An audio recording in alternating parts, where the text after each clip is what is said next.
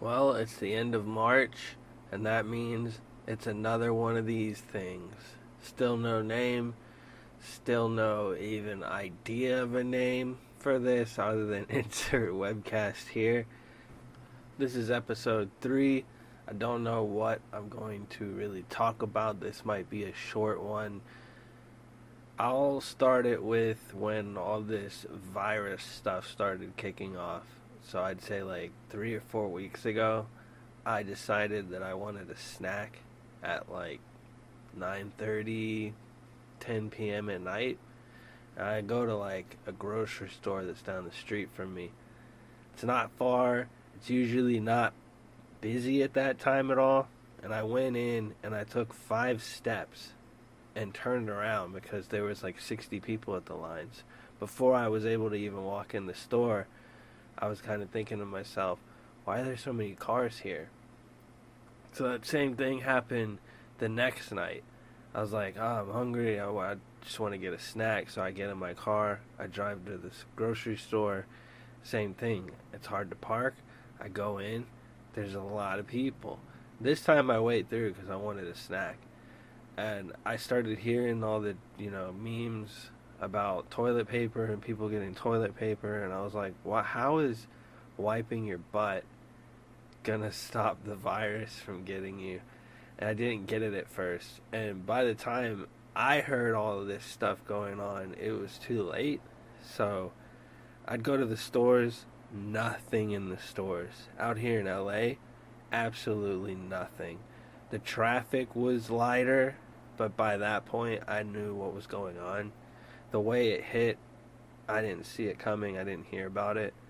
I just saw it firsthand of like every store being, packed, which I thought was weird because they're announcing, hey, stay inside, don't go places. What does everyone do?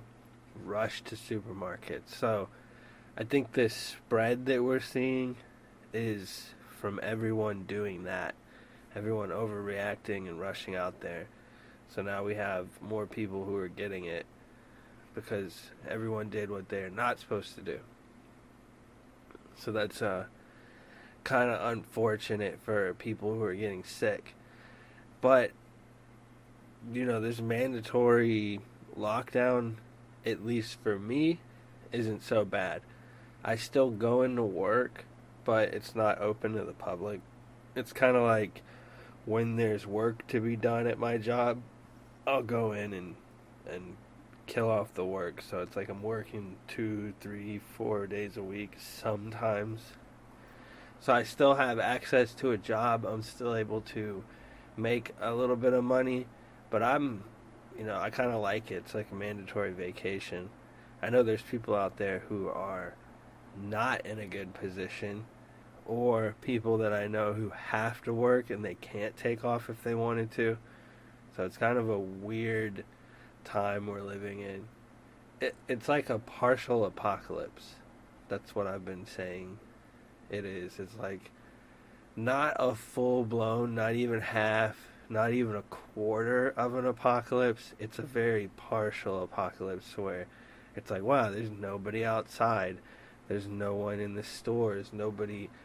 It's not that nobody trusts each other, but there's that feeling in the air, that vibe, like, don't come near me, I don't know you. And, people wearing masks and staying away from each other. It's kind of weird. It's like the best way to come together is to stay apart, which is a catch-22. And that kind of segues into Catch-33, the album I've been working on. I decided to push it instead of doing it in February like I usually make an album every year in February. This time, because of the job, because of what's been going on, because of me being busy with toys and stuff, I decided, hey, since I'm 33 until my birthday, I'll make the album until then. And I started on it a weekend or two ago. And I've got a lot of music. So the first couple sessions I did, I got samples together, built some drum kits, made some, tweaks to those things, tried to get some synths, but not much momentum was going with the album. it wasn't moving fast. But then I had one day where I worked on it for a while and got like 25 minutes into it. Now I'm 40 to 50 minutes.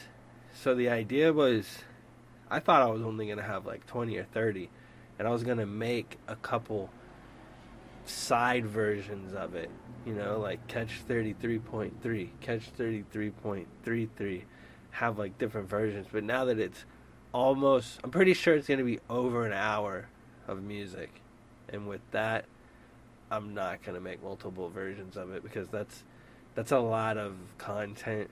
It's a lot of music. But yeah, I've been having fun. I haven't made music in a while, and I've been having fun with this album. It's metal, it's weird, it's got a lot of sounds that I like. So one thing that I'm happy about is that there aren't many parts of it that I don't like. I'm just kind of building it right now. So it's near 60 minutes, but I'm still taking like a big chunk of samples that I have and using that. So once I'm done, I might push it 5, 10, 15 minutes further and then loop the entire album. Once I do that, I'll really start to work and go back and work on sections. But yeah, that's what I've been doing kind of during this lockdown. I've been working. I get some free time. I should be editing Hollow, but for whatever reason I haven't been. I've been kind of doing music. It's like a weird triangle. You can't, I don't try to fight my hobbies, because then I would be miserable. So music kind of just popped in, and it's like, oh, okay, I gotta make music. I'm still doing toys and working with toy stuff, but it's just kind of like, hey, whichever way my artistic ocean sways me, I'll just flow that way. But this past month, I've been uploading yo-yo videos. So Brad's mom gave me a box of VHS tapes, and in that box was 2 CDs.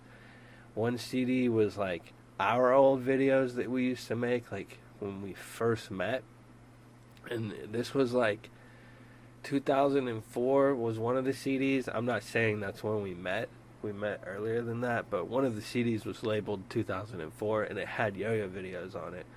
And I had this like for a year now, and I've had the yo-yo videos for that long, but I've been kind of going on YouTube and searching up what I had, finding it, and deleting that. So I dwindled it down to like 16 videos that I couldn't find on the internet, or that were cool and hard to find on the internet. So, a lot of old school yo-yo videos were posted to my channel. I'd say check them out, because they're historic, honestly. Like, when I watched them, I thought I'd never see them again. It was like kind of like one of those things where it's like, whoa, this CD has old videos. Because back in the day, we weren't able to just click a few times on YouTube and have any video you want. You can watch any video right now. Back in the day, it was like you had to go to a forum. That forum had people who were using different ways to put their stuff online. Like, I had an FTP server because somebody helped me get a website up, and I paid for it. It wasn't too expensive. Every 3 years, it was like a chunk of change, but it gave me storage space, so I would put my albums and my videos on there and link it to the forum, and that's how people would share videos. So these videos I uploaded were emailed, were put on servers and stuff like that, and then people would download them and keep them in folders. It was more intimate, so when you would get a video and you really liked it, you'd keep it. I mean, me and Brad would keep videos we didn't like just because they were so rare to get. So that's what I've been doing. I've been uploading yo-yo videos because I kind of hit a wall with content. I'm not out of content. It's just like, oh shit, I don't have enough content. So I've also been working on some videos that I'm going to be putting out.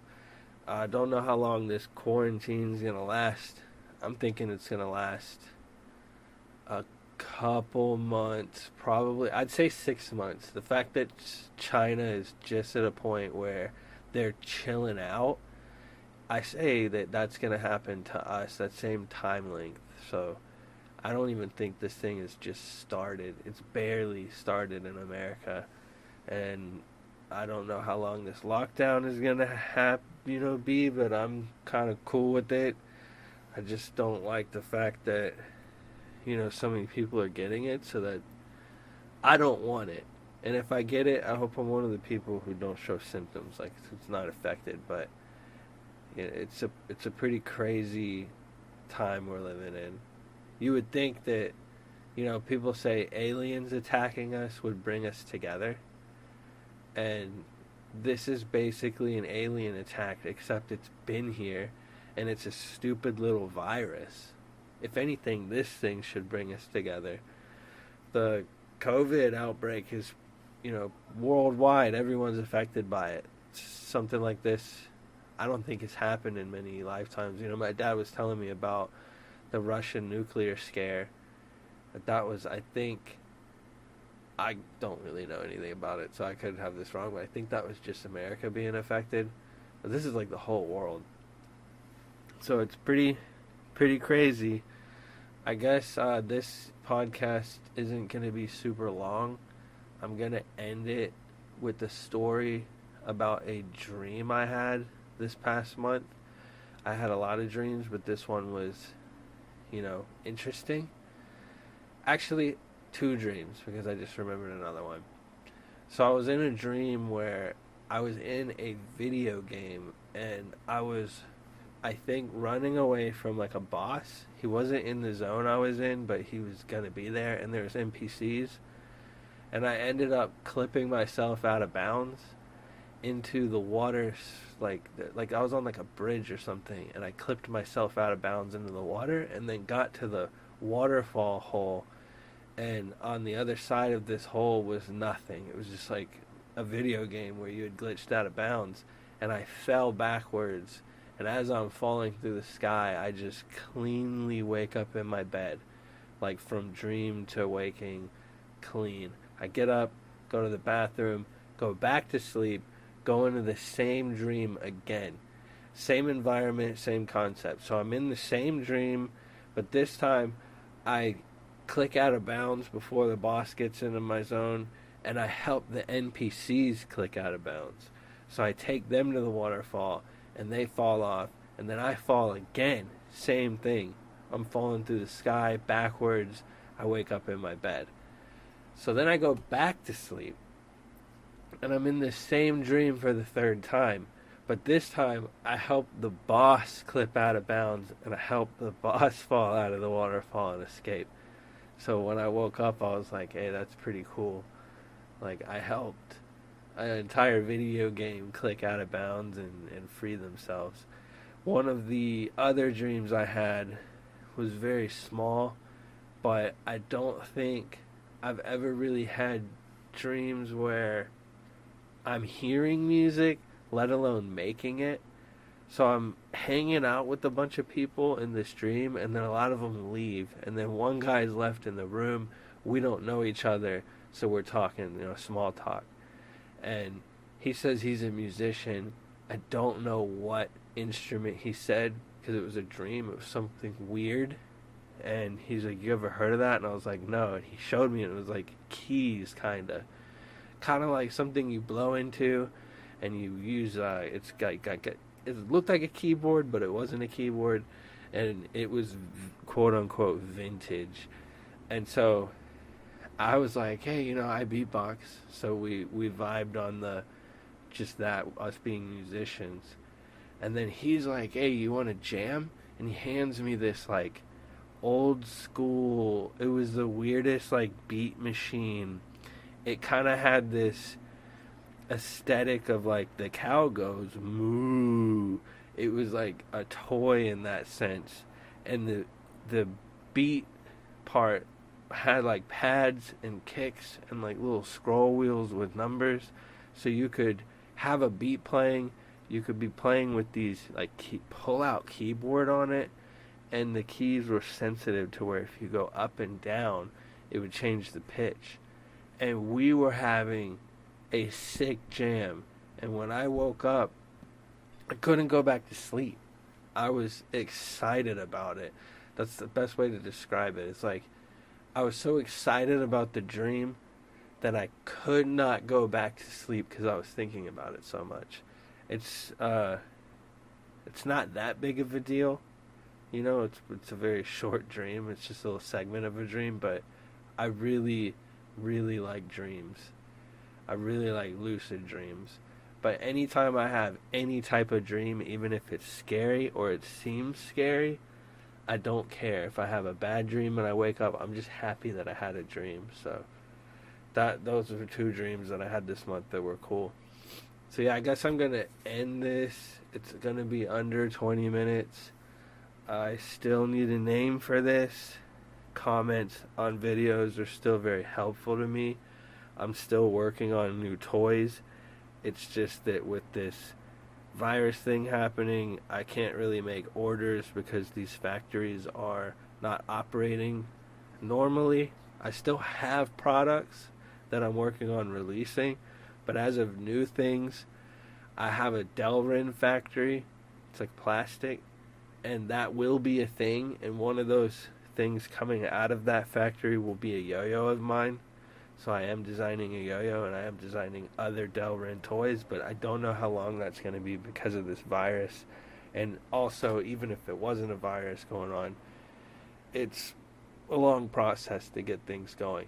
But that is something that's happening. So that's the end of this episode. This was just me blabbing about random stuff, about the lockdown, about the yo-yo videos that I've uploaded, about extending my album, and some dreams. So I guess I'll see you next month.